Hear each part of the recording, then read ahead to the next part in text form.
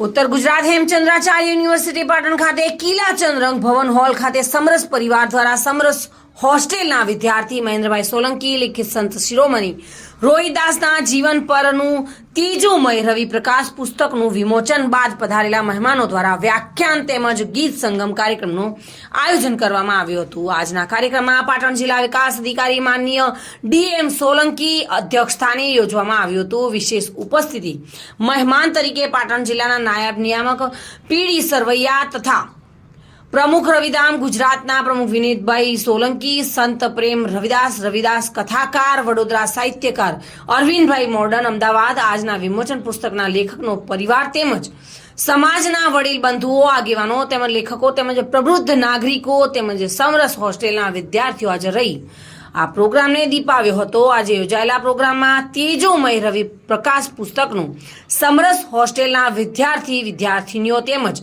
ઉપસ્થિત મહેમાનો સમક્ષ રંગભૂમિ હોલમાં પધારેલા મહેમાનો દ્વારા વિમોચન કરવામાં આવ્યું હતું। બાદમાં સ્ટેજ પર પધારેલા મહેમાનોએ પ્રાથમિક પ્રવચનમાં પુસ્તકના લેખક મહેન્દ્રભાઈ સોલંકીને અભિનંદન આપ્યા હતા અને આવનારા સમયમાં તેઓ હજુ પણ ઘણા પુસ્તકોના લેખક બની સંત મહાપુરુષોના જ્ઞાનરૂપી સંદેશને સમાજ સમક્ષ ઉજાગર કરવામાં આવે તેવી આશા વ્યક્ત કરી હતી। બાદમાં આજના પુસ્તક વિમોચન કાર્યક્રમમાં પધારેલા સંગીત સંગમના કલાકારો દ્વારા સુમધુર સંગીત દ્વારા કાર્યક્રમમાં પધારેલા મહેમાનોના મન મોહી લીધા હતા। મહેન્દ્રભાઈ સોલંકી અને જયરામભાઈ રબારી દ્વારા આજના પુસ્તક વિમોચન કાર્યક્રમનું કિલાચંદ રંગ ભવન પાટણ ખાતે સુંદર આયોજન કરાયું હતું અને કાર્યક્રમને સફળ બનાવ્યો હતો।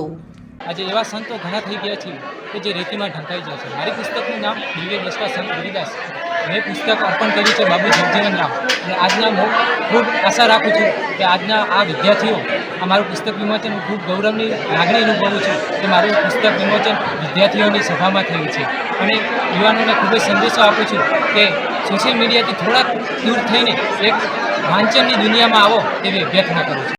સામંત પરમાર સાથે bureau report, today Gujarati news.